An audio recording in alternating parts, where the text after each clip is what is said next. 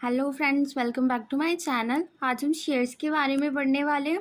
सबसे पहले जान लेते हैं शेयर होता क्या है। A share is a unit of ownership in a company that gives right to profit and voting. यानी कि शेयर कंपनी में स्वामित्व की इकाई होती है जो लाभ और मतदान का अधिकार देती है। यानी कि आप उस कंपनी के अधिकारी हैं। आपको अधिकार कब मिलेंगे? जब आपके पास उस कंपनी के शेयर होंगे। यानी कि शेयर एक तरह से उस कंपनी के अधिकार का एक भाग होता है, जिसके आधार पर आप डिसाइड कर सकते हैं कि आपको प्रॉफिट मिलेगा या फिर आप अपनी वोटिंग कर पाएंगे या नहीं, यानी कि आप अपने अधिकार यूज़ कर पाएंगे या नहीं। अब ये डेफिनेशन दी गई है सेक्शन 2 सब सेक्शन 84 के अंतर्गत। उसके बाद शेयर के प्रकार। सबसे पहले आते हैं हमारे इक्विटी शेयर। यानी कि इक्विटी शेयर क्या होते हैं? ये क्या करते हैं? Give voting rights and variable divided based on profit. यानी कि वोटिंग का अधिकार देते हैं, लाभ के अनुसार लाभांश प्रदान करते हैं। यानी कि एक तरह से कंपनी के रियल ओनर्स होते हैं। अब वो क्या करेंगे? उनके पास सारे अधिकार होंगे और उनको क्या करेगा? प्रॉफिट पे अपने जो भी प्रॉफिट होगा उस पर उनको डिविडेंड यानी कि लाभांश प्राप्त होगा। इनको हिंदी में समता अंश कहते हैं। अब इसके प्रकार क्या होते हैं? ऑर्डिनरी इक्विटी यानी कि नॉर्मल आपका आपका समता शेयर है, आपका समता अंश है कि आपके पास अधिकार है, आपको लाभ पे वो मिल जाएगा डिविडेंड। उसके बाद equity share with different voting rights. यानी कि जो आपके इक्विटी शेयर्स हैं, आपके पास सब काफ़ी लोग हैं, 3-4 लोग हैं, उनके पास सभी के पास इक्विटी शेयर है, पर उनका मतदान का जो अधिकार है वो अलग अलग होता है। उसके बाद आते हैं स्वेट इक्विटी शेयर्स यानी कि श्रम आधारित क्षमता अंश। उसके बाद आते हैं बोनस शेयर यानी कि बोनस अंश। ये आपको आपके अच्छे काम के लिए प्रोवाइड किए जाते हैं कंपनी की तरफ से शेयर। और जो इक्विटी स्वेट इक्विटी होते हैं वो आपकी मेहनत श्रम पर आधारित होते हैं। उसके बाद राइट शेयर यानी कि अधिकार शेयर यानी कि जो आपके अधिकार के लिए हैं। और उसके बाद आता है ESOP यानी कि एम्प्लॉय स्टॉक ऑप्शन प्लान। यहाँ पे क्या कर सकते हैं? कर्मचारी अपने जो शेयर हैं उसके लिए विकल्प योजना अपना सकते हैं, यानी कि स्टॉक एक्सचेंज कर सकते हैं। उसके बाद आता है प्रिफरेंस शेयर यानी कि पूर्वाधिकार अंश भी इन्हें कहा जाता है। अब इसमें क्या होता है? Get fix dividend before equity share यानी कि आपको क्या मिलेगा? इक्विटी वालों को बाद में मिलेगा, आपको पहले आपका लाभांश मिल जाएगा जो आपका फिक्स होगा। इक्विटी में फिक्स नहीं है। सबसे पहले हम क्या करेंगे? प्रिफरेंस शेयर वालों को उनका जितना भी लाभांश हमने अपना डिविडेंड उनका माना हुआ है कि 5% 10% जितना उनको देना है वो दे दिया। उसके बाद जो बचा हुआ प्रॉफिट है वो सब इक्विटी शेयर्स आपस में अपने अकॉर्डिंग बांट लेंगे। और इनके पास क्या होता है? इनके पास पर कोई राइट नहीं होता, क्योंकि क्या करें, ये एक तरह से अपना कि आप हमारा फिक्स प्रॉफिट दे दीजिए, तो इनके पास क्या हो गया? कोई राइट नहीं, बस इनको अपने प्रॉफिट से मतलब है। ये कंपनी प्रॉफिट में लॉस में आपको इनका पैसे देने पड़ेंगे। अब उसके बाद इसके टाइप्स क्या होते हैं? कम्युलेटिव प्रेफरेंस शेयर यानी कि संचयी प्रेफरेंस शेयर। यहाँ पे क्या होगा? आपको आपके जो डिविडेंड होंगे वो इकट्ठे होते रहेंगे। उसके बाद नॉन कम्युलेटिव यानी कि गैर संचयी प्रेफरेंस शेयर। उसके बाद रिडीमेबल प्रेफरेंस शेयर यानी कि जो भुनाने योग्य यानी कि जिनको आप रिडीम करा सकते हैं। उसके बाद नॉन रिडीमेबल प्रेफरेंस शेयर, ये कंपनी एक्ट के अंतर्गत मान्य नहीं है। उसके बाद आते हैं पार्टिसिपेटिंग प्रेफरेंस शेयर यानी कि भागीदारी प्रेफरेंस शेयर, यानी कि आप उसमें भागीदारी भी कर सकते हैं। उसके बाद आते हैं नॉन पार्टिसिपेटिंग यानी कि गैर भागीदारी, इसमें आप इनके अधिकारी जो हैं वो भागीदारी नहीं कर सकती। उसके बाद कन्वर्टेबल यानी कि जो आप कन्वर्ट करा सकते हैं, अपनी प्रेफरेंस शेयर इक्विटी में भी कन्वर्ट करा सकते हैं। इसके बाद आती है शेयर कैपिटल यानी कि शेयर पूंजी। शेयर कैपिटल या अंश पूंजी is a amount raise by issuing share to the public. यानी कि शेयर पूंजी या अंश पूंजी क्या है? वह राशि है जो कंपनी द्वारा शेयर जारी कर जुटाई जाती है। यानी कि क्या करें, आप जनता को अपने शेयर बेच रहे हैं, उससे क्या होगा? आपके पास पैसे आएंगे। वो जो पूंजी आपके पास आई है शेयर के थ्रू, वही आपकी अंश पूंजी या शेयर कैपिटल कहलाएगी। अब ये डेफिनेशन दी गई है सेक्शन 2 सब सेक्शन 84 के अंतर्गत। अब सब इसके प्रकार क्या होते हैं हमारी अंश पूंजी के? सबसे पहले आती है ऑथोराइज कैपिटल यानी कि अधिकृत पूंजी। Maximum amount a company is allowed to issue. यानी कि जो मैक्सिमम अमाउंट है, जितनी अधिकतम पूंजी जारी कर सकती है, यानी कि कंपनी अपने जो शेयर है उसकी टोटल अमाउंट कितनी जारी कर सकती है, वो आपको दिया गया होगा आपके मेमोरेंडम में।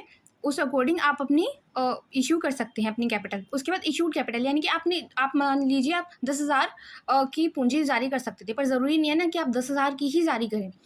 आप जितनी जारी करते हैं वो आपकी इशूड कैपिटल कहलाती है, यानी कि part of authorise capital offer to investors, यानी कि जो आपने लोगों को बुलाया है कि आप हमारे शेयर खरीद लीजिए, आपने उनके लिए टोटल कितनी पूंजी रखी है वो आपकी इशूड कैपिटल है, यानी कि अधिकृत पूंजी का वह भाग जो निवेशकों को पेश किया जाता है, यानी कि जो उसमें इन्वेस्ट करके उसको खरीद सकते हैं।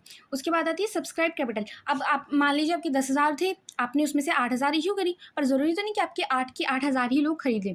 अब जो पब्लिक खरीद रही है वो आपकी सब्सक्राइब्ड कैपिटल यानी कि सदस्यता पूंजी कहलाएगी, जिसे जनता ने खरीद लिया है। अब वो 8 में से आपकी 8 भी खरीद सकती है, 7 भी, 6 भी, कितनी भी 1,000 वो खरीद सकती हैं। उसके बाद आती है पेड अप कैपिटल, यानी कि that amount actually paid by share holders, यानी कि जो जिन्होंने खरीदी है वो उन्होंने आपकी पूरी पेमेंट कर दी है, क्योंकि जब अगर आप कैपिटल खरीद रहे हैं तो आप उसको कॉल्स में करते हैं, first call, second call, third call, allotment, इस तरह से, मतलब पहले आप अलॉटमेंट पे पैसे देंगे, इस तरह से आप उनको एक बारी में ना देके पार्ट्स में पैसे देते हैं। तो जिस पूंजी के आपको पूरे पैसे मिल चुके हैं वो आपकी पेड अप कैपिटल कहलाएगी, यानी कि the amount actually paid by share holder, यानी कि जो पूरी अमाउंट जो राशि शेयरधारकों द्वारा वास्तव में दी गई हो। उसके बाद आती है अलॉटमेंट ऑफ शेयर्स, यानी कि शेयरों का आवंटन। Allotment means giving share to applicants after company accept their application. ये सबसे पहले क्या हो रहा है, आपने क्या किया, आपने अपनी जो पूंजी है वो जारी कर दी कि आप लोग इसको खरीद सकते हैं। उसके बाद जो लोग इंटरेस्टेड होंगे वो सबसे पहले आपको एप्लीकेशन देंगे कि आप हम आपके शेयर खरीदने में इंटरेस्टेड हैं। उसके बाद वो अलॉटमेंट करेंगे, यानी कि आप क्या करें, आप अलॉटमेंट करेंगे, यानी कि आप क्या करें, आवंटन कर दो, तो कंपनी द्वारा आवेदन स्वीकार कर शेयर देना, यानी कि आपने क्या किया, उनको एक्सेप्ट कर लिया कि ठीक है, हमें आपकी जो एप्लीकेशन है हम उसको एक्सेप्ट कर रहे हैं, आप शेयर खरीद सकते हैं। उसके बाद वो आपकी कॉल्स के थ्रू आपकी जो पूंजी है उसके पैसे देंगे, first call, second call, third call, इस तरह से करके वो आपकी पूरी जो आपकी पूंजी बैठेगी, उस शेयर की वैल्यू बैठेगी, वो उस हिसाब से उसके पैसे चुका देंगे।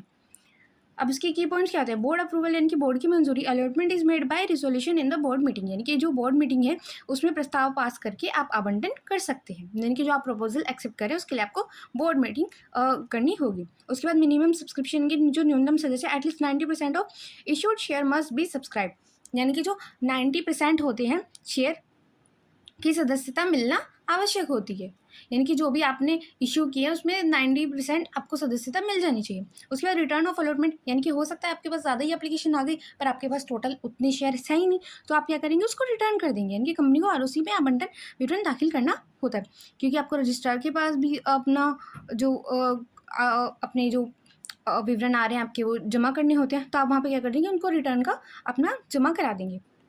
उसके बाद आते हैं मेंबर्स की कैटेगरीज, यानी कि सदस्यों की श्रेणी। Members are those who hold shares and have legal ownership in the company, इनके सदस्य कौन होते हैं, जिनके पास कंपनी के शेयर होते हैं और वो उसके मालिक होते हैं, यानी कि एक तरह से जो अधिकार रखते हैं कंपनी में, वो आपके सदस्य कहलाते हैं।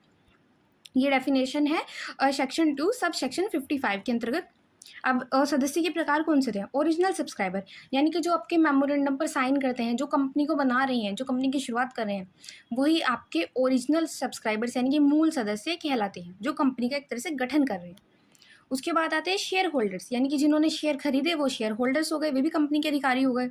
उसके बाद लीगल रिप्रेजेंटेटिव, यानी कि कानूनी उत्तराधिकारी, यानी कि जो शेयर होल्डर्स हैं उनके जो उन्होंने नॉमिनी तय किए हुए हैं, अगर किसी वजह से शेयर होल्डर अब लीगली अवेलेबल नहीं होता, तो जो उनके उत्तराधिकारी होते हैं वो आपके लीगल रिप्रेजेंटेटिव बन जाएंगे उन शेयर के लिए, जैसे कि किसी की मृत्यु हो गई या फिर कोई अब किसी वजह से कानूनी तौर पर या किसी वजह से शेयर होल्डर अभी नहीं बन सकता, तो जो उसका नॉमिनी होगा, जो उसका उत्तराधिकारी होगा, वो उस शेयर का लीगल रिप्रेजेंटेटिव यानी कि कानूनी उत्तराधिकारी माना जाएगा, जिसको उसने बनाया होगा।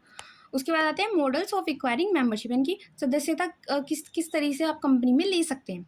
सबसे पहले आप क्या कर सकते हैं, बाय सब्सक्रिप्शन, यानी कि आप क्या कर सकते हैं, साइनिंग एमओए यानी कि memorandum of association makes a person member, यानी कि अगर जिस भी व्यक्ति ने किसी कंपनी के मेमोरेंडम ऑफ एसोसिएशन पर साइन किए हैं वह कंपनी का सदस्य बन जाता है, यानी कि पार्षद सीमा नियम पर जिसने भी हस्ताक्षर किए हैं वह कंपनी का सदस्य बन जाता है। अब ये नहीं कि कोई भी व्यक्ति उसमें हस्ताक्षर कर सकता है, जो वो लोग कंपनी का गठन करते हैं रजिस्ट्रार के पास वो अपनी फिर सारी डिटेल्स जमा कराते हैं, उस आधार पर उनको साइन के करने होते हैं। उसके बाद बाय अलॉटमेंट, यानी कि जिन्होंने क्या किया, जिसको कंपनी है जिनकी एप्लीकेशन एक्सेप्ट कर ली है कि आप हमारे शेयर्स खरीद सकते हैं, वो भी shares are allotted by the company, यानी कि जिनको कंपनी द्वारा शेयर आवंटित किए गए हैं वो भी कंपनी के सदस्य बन जाते हैं। उसके बाद बाय ट्रांसफ़र, यानी कि किसी और के पास थे शेयर पर उसने किसी दूसरे व्यक्ति को दे दिए, अपने प्रॉपर ट्रांसफ़र कर दिए, तो जिसको मिले हैं वो भी कंपनी का सदस्य बन गया, क्योंकि उसके पास कंपनी के शेयर हैं तो उसके पास अधिकार है। उसके बाद ऐसे बाय ट्रांसमिशन, यानी कि संप्रेषण द्वारा membership pass due to death और इंसॉल्वेंसी, यानी कि क्या हो रहा है, जैसे कि आपने कहा था जो आपका नॉमिनी है जिसको मिल रही है वो भी कंपनी का सदस्य बन जाता है। इसके बाद आते हैं rights and liabilities of members, यानी कि उनके क्या क्या उत्तराधिकार होते हैं, क्या क्या दायित्व होते हैं। सबसे पहला क्या होता है, राइट्स टू वोट, यानी कि वो कंपनी की मीटिंग में क्या कर सकते हैं, वोट दे सकते हैं। राइट्स टू डिविडेंड, यानी कि उनको लाभांश प्राप्त होगा, जो भी प्रॉफिट होगा उसमें उसको उनको हिस्सा मिलेगा, फिर चाहे वो इक्विटी वाले हो चाहे वो प्रेफरेंस वाले हो, बस ये होगा प्रेफरेंस वालों को पहले मिलेगा, इक्विटी वालों को बाद में मिलेगा। उसके बाद आते हैं राइट्स टू इंस्पेक्ट बुक्स, यानी कि वो जो दस्तावेज हैं जो डॉक्यूमेंट्स हैं वो भी देख सकते हैं, क्योंकि उनके पास क्या है, अधिकार है।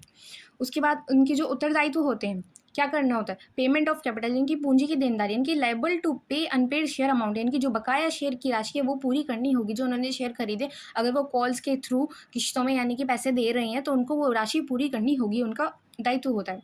उसके बाद ओबे कंपनी रूल्स, यानी कि कंपनी के रूल्स को मानना होगा, जो आर्टिकल्स ऑफ एसोसिएशन यानी कि पार्षद अंतर नियम के अंतर्गत लिखे होते हैं वो सबको मानने होंगे।